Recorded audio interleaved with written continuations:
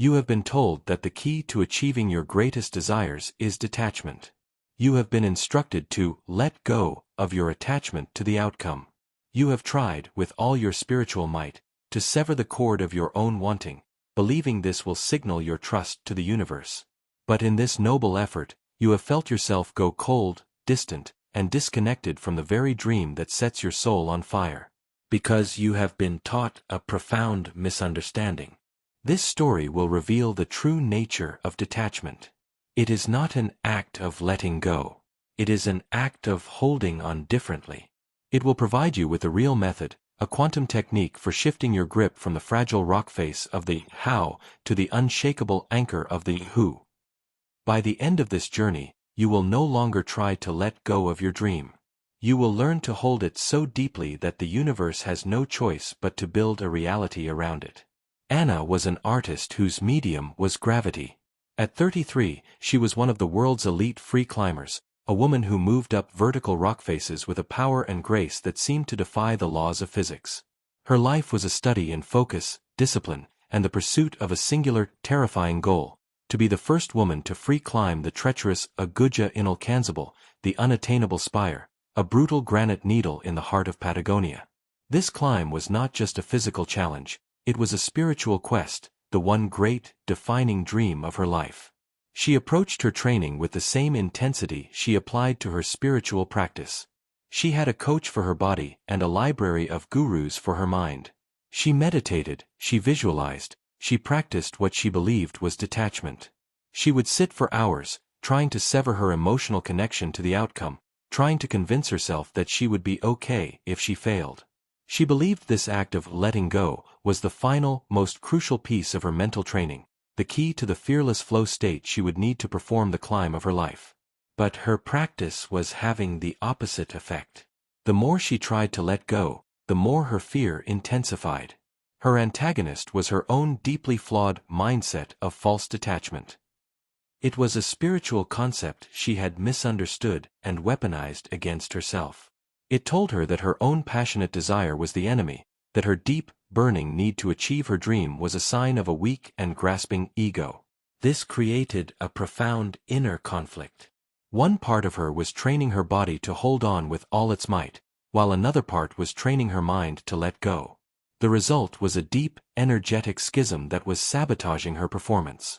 Her climbing, once fluid and intuitive, had become tense and hesitant. Her body wanted to ascend, but her mind was preparing to fall. Is she trapped in this spiritual paradox, her very desire becoming the obstacle to her success? Or is there a different way to hold a dream, a technique that does not require the sacrifice of passion, but the transformation of it?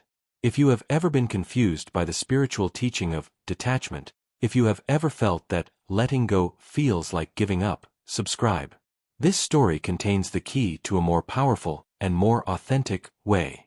Part 1. The Patagonian climbing season was 3 months away, and Anna's performance was in a state of free fall. The previous loop closed, she had identified the destructive nature of her false detachment practice. The new loop opened with her hitting a wall, both literally and figuratively. During a training climb in the Swiss Alps, a route that should have been easy for her, she froze. Halfway up the rock face, clinging to a precarious hold, she was paralyzed by a wave of fear so intense it was like a physical blow. She couldn't move up, and she couldn't move down. She had to be lowered by her climbing partner, a humiliating and terrifying experience. The incident was a brutal confirmation that her mental game, the very thing she was working on so hard, was completely broken. Shaken to her core, she retreated. Not to another mountain, but to a place from her own deep past. She went to the rugged windswept coast of Brittany, in France, to the small stone house where her grandfather, a retired ship's captain, still lived. She hadn't seen him in years. He was a man of the sea, a world away from her life of vertical ascents. Her grandfather, a man named Yves, was in his late 80s, his face a testament to a life lived in the wind and the sun, his hands gnarled and strong like the roots of an old oak tree. She arrived unannounced, a prodigal granddaughter returning in a state of quiet crisis. Yves was in his workshop, a place that smelled of salt, wood, and turpentine. He was not retired in the traditional sense. He was a master shipwright, but he no longer built large vessels. He now crafted the most beautiful, intricate, and perfectly balanced ship-in-a-bottle models she had ever seen. He would spend hundreds of hours, with a surgeon's steady hand and a set of long, delicate tools, building a perfect miniature galleon through the narrow neck of a glass bottle. Anna watched him work, mesmerized by the impossible delicacy and the unwavering focus of the task. He was performing a miracle of precision in a confined and unforgiving space. She, the climber who had just failed on a wide-open mountain, felt a deep and immediate resonance. She found herself telling him everything: the dream of the Aguja inalcanzable, the fear, the failed meditations, the confusing and painful struggle with letting go. Yves listened, his eyes never leaving the tiny rigging he was securing on his miniature ship. When she was finished, he did not offer advice or sympathy. He held up the bottle. "You believe detachment is letting go of the ship," he said, his voice a low, gravelly rumble like the tide turning over stones. "You are trying to throw the ship away, hoping the sea will be kind. But that is not detachment. That is abandonment. Real detachment," he said, tapping the glass bottle with a gentle finger, "is this. You hold the ship, your dream, with a perfect, focused, and loving attention. But you hold it inside a container of unshakable peace. The storm can rage outside the bottle, but inside, the ship is safe. The bottle is your state of being. You have been trying to let go of the ship. Your work is to build a stronger bottle." He then gave her a task. "Tomorrow," he said, "we will go to the sea. You will not climb. You will not meditate. You will simply learn to feel the difference between the anchor and the tide. That is the beginning of the real method." She has found an unlikely master in the art of detachment, a man who builds worlds in a bottle. He has given her a new and powerful metaphor: the ship, the bottle, and the storm. Can she, a woman of action and ascent, learn the quiet, deep, and profound wisdom of the anchor? Part 2. The next morning, Eve woke Anna before dawn. They walked in silence to the rocky, wild coastline. The Atlantic was a churning, powerful force, waves crashing against the granite cliffs. This closed the previous loop. She had accepted her grandfather's strange tutelage. The new loop of conflict began immediately. "Your task is simple," Eve said, his voice barely audible over the roar of the surf. "Watch the sea. And find the one thing in this whole landscape that is not moving." Anna's mind, trained to scan for holds, for routes, for movement, was immediately frustrated. Everything was in a state of chaotic flux: the water, the clouds, the seafoam, the wind whipping through the tough grasses. Her internal conflict was a battle against her own programming. Her false detachment mindset, her antagonist, was still whispering its old, tired script. "This is pointless. You should be training. You should be on a climbing wall. You are wasting time. You are trying to find stillness in a storm. It's impossible." She was a creature of the vertical world, and he was asking her to understand the horizontal. She felt a deep, frustrating impatience, a craving for action, for ascent, for the familiar struggle. After an hour of this, her frustration boiled over.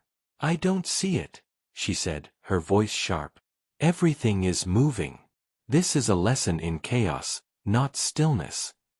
Eve, who had been sitting calmly on a rock, pointed a steady, weathered finger towards the base of the cliffs. "Look again," he said. "Look at the rock upon which we are sitting." And then she saw it. The cliffs themselves. They were not moving.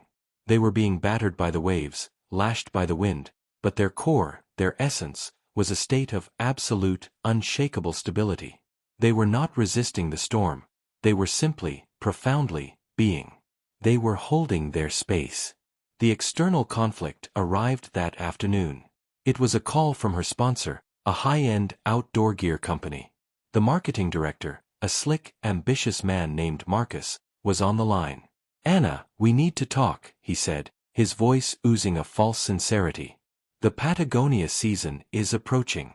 Your training reports have been concerning. The incident in Switzerland has the board spooked. We're thinking of reallocating the funding for the Aguja Inal Kanzabal expedition.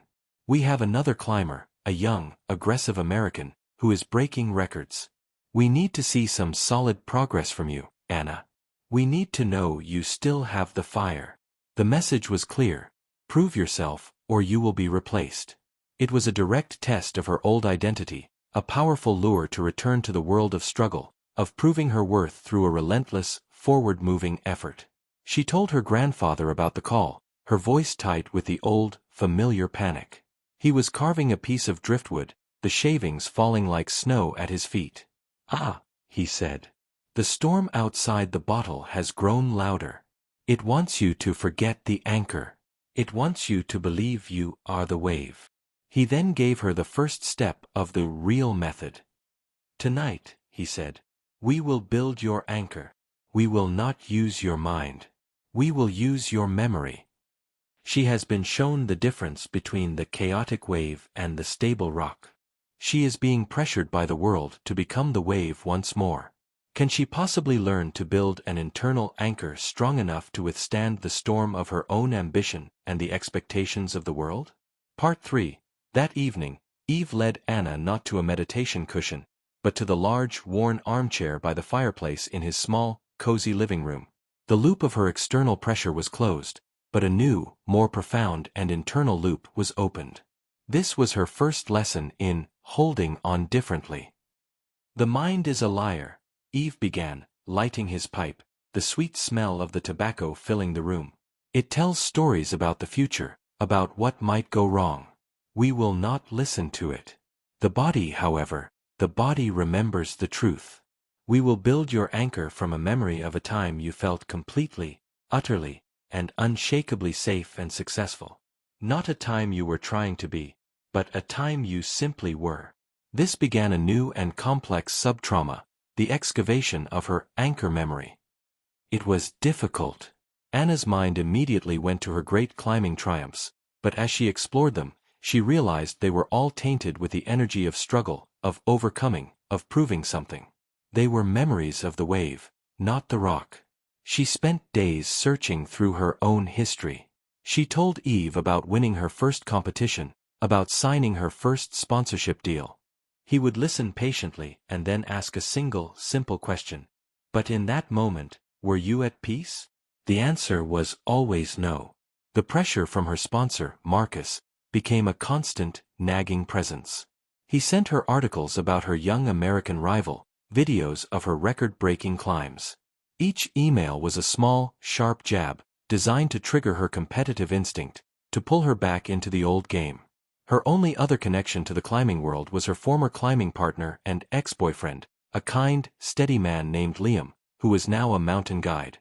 She called him, needing to talk to someone who understood her world.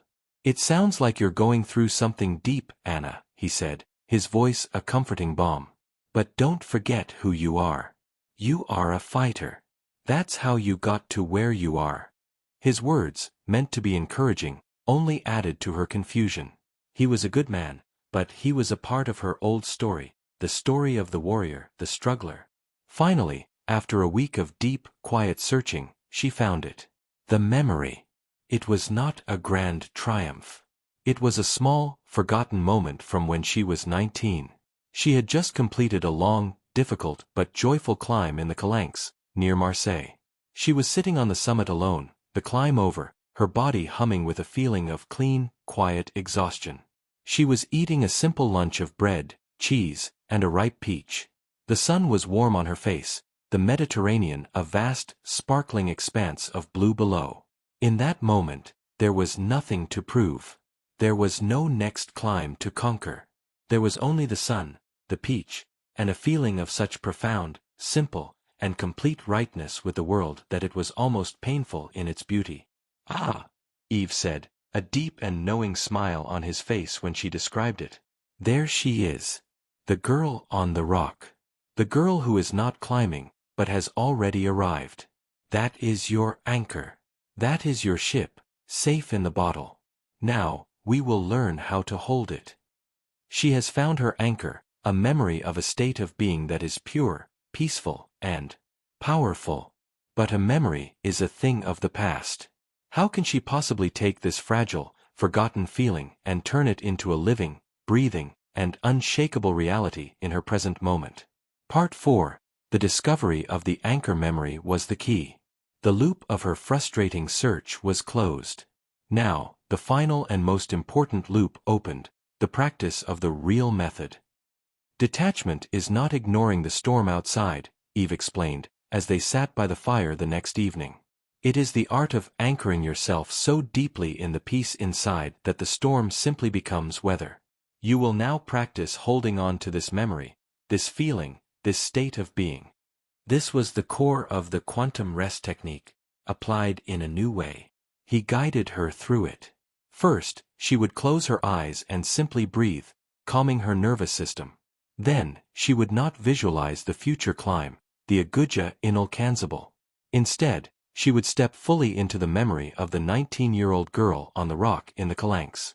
She would re-embody it with every sensory detail. She would feel the warmth of the sun on her skin, smell the salt in the air, taste the impossible sweetness of the peach, feel the deep, quiet hum of her own strong, capable body at rest. You are not remembering it, Eve coached her, his voice a low, hypnotic anchor. You are being it. You are becoming that girl. That is your true self. The climber who is not striving, but has already arrived. She practiced this every day. It was not a meditation. It was a recalibration. She was not emptying her mind. She was filling her entire being with the frequency of her own achieved success and peace. And as she practiced, a profound shift occurred. The frantic, needy energy that had been driving her for years began to dissolve. The desperate wanting of the climb was replaced by a quiet, confident knowing. She was no longer a climber trying to get to the summit. She was the summit itself, in human form. The turning point came not in France, but back in the high-stakes world of her professional life. Marcus, her sponsor, demanded a performance review. He flew her to their corporate headquarters in Chamonix. He wanted to put her on a climbing wall with their new American prodigy, to compare them side by side. It was a crude, brutal, and public test. The old Anna would have been a wreck of nerves, her entire sense of self on the line. She spent the hour before the test not warming up or visualizing the climb, but sitting quietly in a corner, her eyes closed, her hands resting in her lap. She was not in Chamonix. She was on a sun-drenched rock in the Calanques, eating a peach. She was holding on to her anchor. When she walked out to the climbing wall, she was a different person. The frantic, competitive energy was gone. She was calm, she was smiling. She moved up the wall not with a desperate, grasping force, but with a fluid, joyful, and powerful grace she had not felt in years. She was not trying to beat the other climber. She was not trying to prove anything. She was simply expressing the state of being she had been cultivating. She was dancing. The American climber was faster, more aggressive. But Anna was more beautiful, more efficient, more at one with the wall. The executives watching did not just see a climber. They saw an artist, a master. She had not let go of her desire. She had integrated it into a state of being so powerful that it radiated a quiet, unshakable confidence. A quote from the Zen master Shunryu Suzuki, which Eve had shared with her, became her living reality. In the beginner's mind there are many possibilities, but in the expert's there are few. She was no longer a beginner, grasping at possibilities. She was an expert, inhabiting the one, true reality of her own mastery. She has passed the test, not by trying harder, but by being more fully herself. She has demonstrated the power of the real method. But the true test is not a climbing wall in an office. It is a vertical mile of brutal, unforgiving granite in the most remote place on earth. Can this newfound inner state survive the ultimate storm? This profound reframing of detachment has unlocked a new perspective for you? Subscribe for more stories that reveal the true methods of conscious creation. Part 5. The demonstration at the Chamonix headquarters had a profound and immediate effect. The previous loop closed, she had proven the power of her new state of being. The consequences rippled through her professional life. Marcus and the board of directors did not just reinstate her funding for the Patagonia expedition, they doubled it. They saw in her not just a world-class athlete, but a new kind of brand ambassador, one who represented not just peak performance, but profound inner mastery. They canceled the contract with her American rival. Anna's relationship with her sponsor was transformed. She was no longer just a sponsored athlete, a cog in their marketing machine. She was a partner. She insisted on new terms. She would not be available for endless promotional shoots. She would not live her life on their schedule. Her training would now include her mandatory anchor sessions, her periods of quantum rest, and they would respect that. They agreed to all her terms. They were not just investing in her climb, they were investing in her stillness. The most profound consequence, however, was in her own body. As she began her final, intensive training for Patagonia, she found that her physical performance had quantum leaped. She was stronger, more intuitive, and more resilient than ever before. By reducing the noise of her frantic, grasping mind, she had unlocked a new level of her body's innate intelligence. She climbed with a joyful, powerful flow state that was no longer an elusive, fleeting experience, but her new, consistent baseline. She was not just training her muscles, she was training her state of being, and her body was responding with a level of mastery that felt miraculous. She had discovered the ultimate performance-enhancing drug, a state of profound, unshakable inner peace. She has the funding, the freedom, and the physical power. She has successfully applied the method to her training. She has built the strongest bottle imaginable. Now, she must finally take her ship into the greatest storm of her life. Is her anchor truly strong enough to hold in the face of the Aguja Inalcanzable? Part 6. The expedition to Patagonia was the ultimate test of her new philosophy. The Aguja Inalcanzable was not just a rock, it was a living, breathing entity of granite, ice, and unpredictable, violent weather. This was not a controlled environment like the climbing wall in Chamonix. This was the raw, untamed power of nature. The first 2 weeks of the expedition were a brutal lesson in patience. They were trapped at base camp by a relentless storm, a hurricane of wind and snow that made any attempt on the spire suicidal. This was her dark night of the soul, the final, most powerful test of her method. The old Anna would have been a wreck, her anxiety mounting with every passing day, the precious window of the climbing season closing. The old Anna would have seen the storm as a personal trial, a test from the universe. The new Anna saw it as weather. She consolidated her growth by using the storm as her ultimate training ground. While other climbers at base camp paced like caged animals, their frustration growing, Anna created a sanctuary of calm in her small, wind-battered tent. Every morning, for 1 hour, she would sit, close her eyes, and perform her anchor practice. She would leave the howling wind of Patagonia and travel to the warm, sun-drenched rock of the Calanques. She would hold on to the feeling of the peach, of the quiet, fulfilled success. She was not denying the reality of the storm outside. She was anchoring herself in a more powerful, more fundamental reality within. Her team watched her, at first with skepticism, and then with a growing sense of awe. Her calm was a force field, a source of strength for the entire expedition. She was not just holding on differently to her dream, she was holding her team in a state of grace. She has passed the inner test, holding her anchor in the heart of the storm. But the weather is only one part of the challenge. The spire itself, a vertical mile of technical, terrifying climbing, is still waiting. What will happen when her newfound inner peace meets the raw, physical demand of the most difficult climb of her life? Part 7. Finally, a weather window appeared. A small, fragile bubble of calm in the forecast, just long enough for a single, audacious push for the summit. The loop of her patient waiting was over. The final loop, the ascent itself, began. As she and her partner prepared their gear in the pre-dawn cold, the energy at base camp was electric with a mixture of hope and terror. Anna felt the familiar adrenaline, but it was different now. It was not the frantic high-frequency buzz of anxiety, but a clean, clear, powerful hum of readiness. She was not afraid. She was alive. Before she started the climb, she did one last thing. She found a sheltered spot behind a boulder, took out a single, carefully wrapped dried peach from her pack, a talisman she had carried all the way from France, and ate a small piece. She closed her eyes for 60 seconds and anchored herself one final time in the feeling of the girl on the rock. The girl who was not about to climb, but who had already, and always, arrived. She was ready. She was not just holding on to a feeling. She was climbing from it. The climb begins. The student has become the master. Her body is ready, her mind is calm, her spirit is anchored. This is not just a climb against a mountain. It is the final, beautiful, and terrifying dance between her inner state and her outer reality.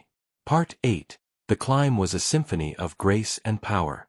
For 18 hours, Anna moved up the vertical granite face with a focus so absolute that the world seemed to fall away. There was only the rock, her breath, and the steady, quiet hum of her own centered being. The real method was no longer a practice, it was her reality. When a foothold crumbled, she did not panic. She shifted her weight with an intuitive, fluid grace. When a sudden gust of wind threatened to tear her from the wall, her body responded with a deep-rooted stability that came not just from her muscles, but from her unshakable inner anchor. The final pitch was the most difficult, a terrifyingly exposed traverse with holds the size of a fingernail, 1,000 meters of empty space below. Her partner, leading the pitch, shouted down that he wasn't sure he could make it. The old fear, the ghost of failure, tried to whisper in her ear. But Anna was no longer listening to that voice. She looked out from the rock face, at the breathtaking, impossible beauty of the Patagonian ice field stretching to the horizon. She was not a small, frightened human clinging to a rock. She was a part of this landscape. She was as strong and as still as the mountains themselves. She anchored herself in that feeling, and she called up to her partner, her voice a clear, calm bell in the vast, windy silence. You are not the storm, my friend. You are the rock. Breathe. And climb. Her words, her calm, her transmitted state of being, reached him. He took a breath, his movements became more certain, and he cleared the traverse. Then it was her turn. She moved out onto the exposed face, the world falling away beneath her. She was not thinking. She was not trying. She was simply being. Being the climber who had already arrived. As her hand closed over the final hold on the summit, the sun broke through the clouds, bathing the entire world in a sudden, brilliant, golden light. She had done it.